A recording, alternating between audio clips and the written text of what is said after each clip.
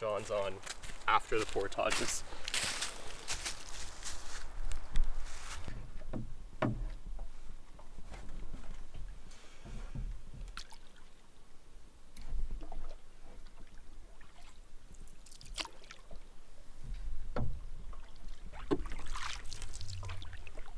I'm a little bit sweaty now.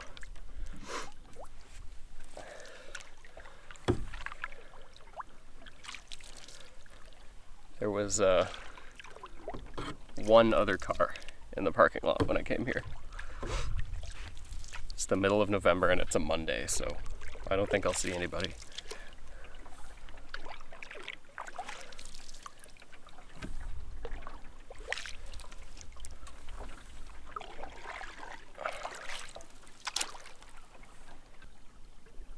Okay, portage number 2. This one's just a short one.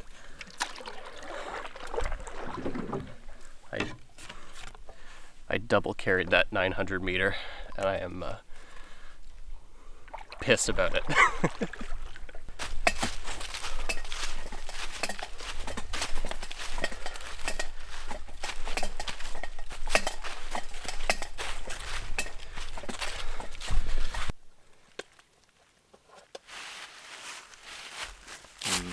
I wonder.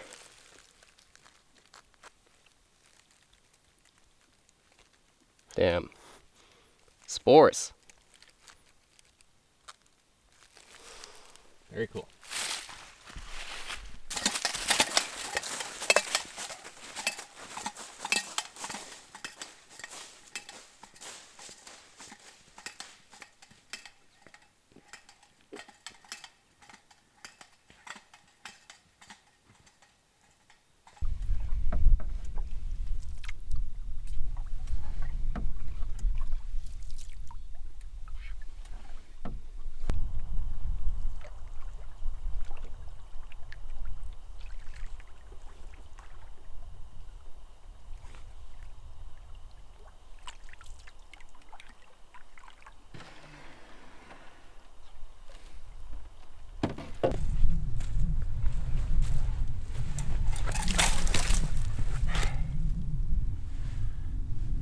Shelter.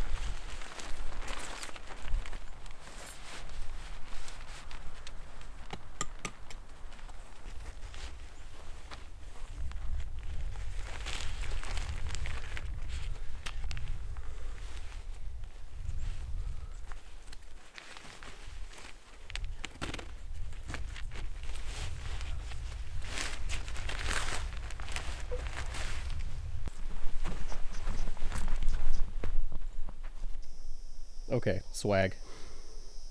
I've really been let into my zone with this one.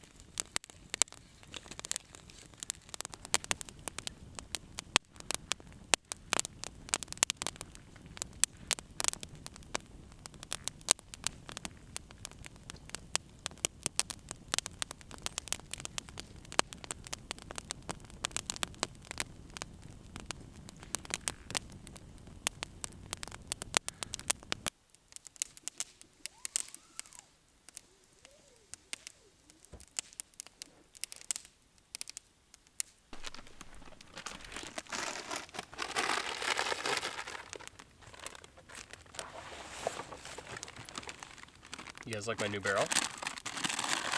Remember what happened to the last one?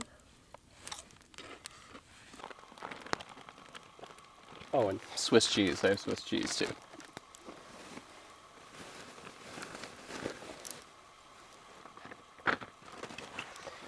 Okay, let's see here. Get rid of that.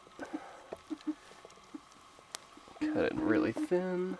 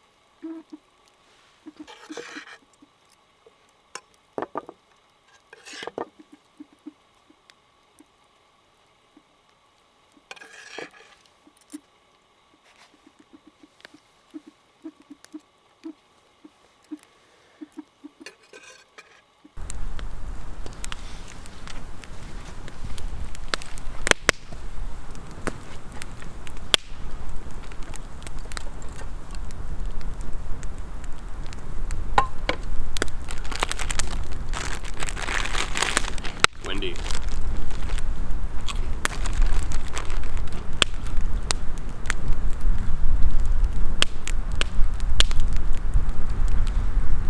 So, if you saw my last video, I went with Gemma, and we did just a short loop in the Canoe Lake area, and we actually had to leave pretty much in the middle of the night, like early morning, like the sun hadn't risen yet, because a bear came and took our food barrel. It like cut it down. It saw the rope, cut it, which is odd because bears have really shitty night vision, I'm pretty sure.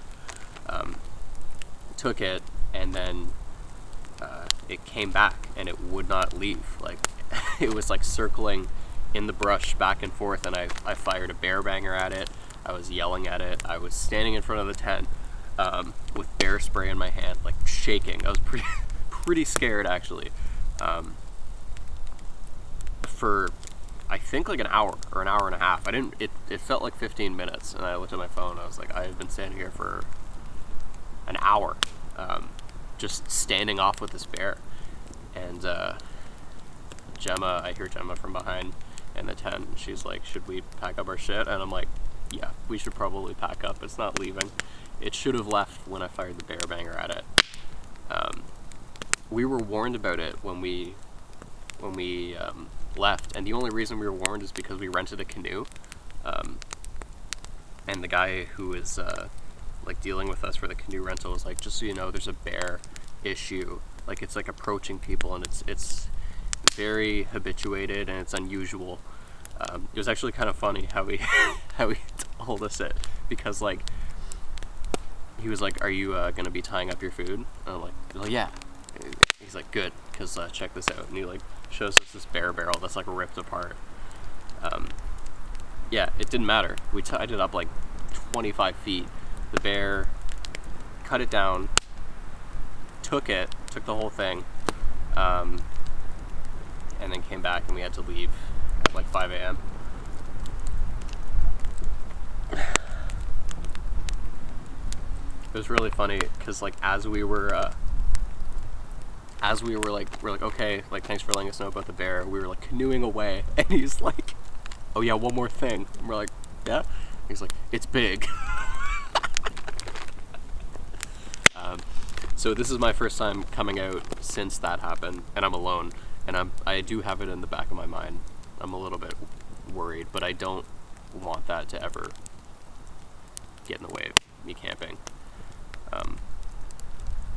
I prepped for this trip by reading every bear attack that's ever happened in Algonquin Park.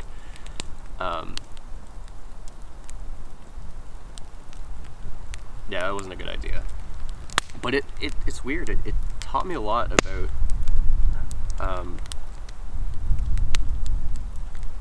I don't know.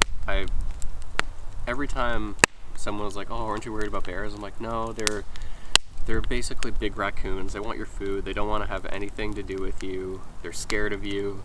And it's not necessarily true. Like, they're wild animals and they're unpredictable. And people, this is not like my opinion, this is from like what I've read. People often make the mistake of trying to characterize or anthropomorphize certain wild animals, and they can't be characterized like that because they're wild, they're unpredictable.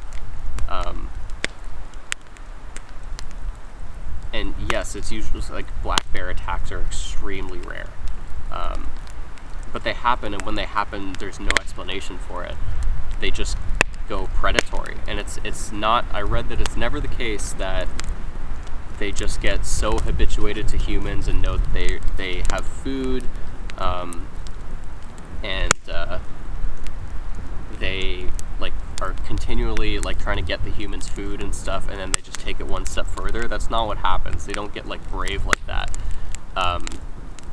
All of the cases of like predatory bear attacks are like spawned out of nothing.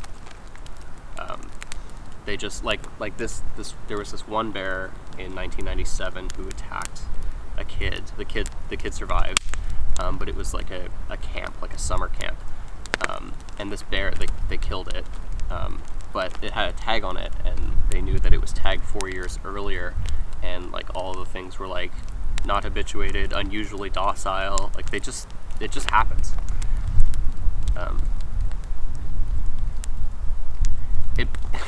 Okay, this is kind of going off on a tangent, but it makes me think about this is so stupid. Okay, so there's this communist like philosopher named Slavoj Žižek. If you guys know who this is, you're gonna be like, why is he talking about this? But basically his whole thing is like he analyzes like movies and film and media with an extremely critical eye. And he was talking about the new, well, not the new, but the Joker movie with Joaquin Phoenix, and people were asking him his opinion on it. And he's like, honestly, I prefer the Joker from Batman: The Dark Knight, because the whole thing with the Joaquin Phoenix is like the whole like, oh, society did this to him. We live in a society.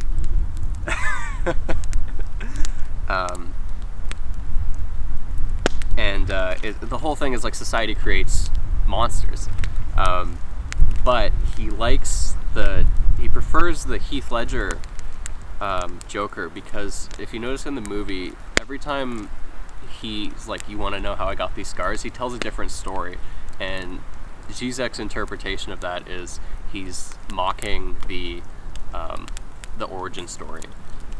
He sees it as unnecessary, and he doesn't think that the world happens to people. He thinks that, and I guess this is from a quote from the Silence of the Lambs book. Hannibal Lecter goes, "The world didn't happen to me, I happened to the world." I thought that was really cool. Relating it to bears, I don't know.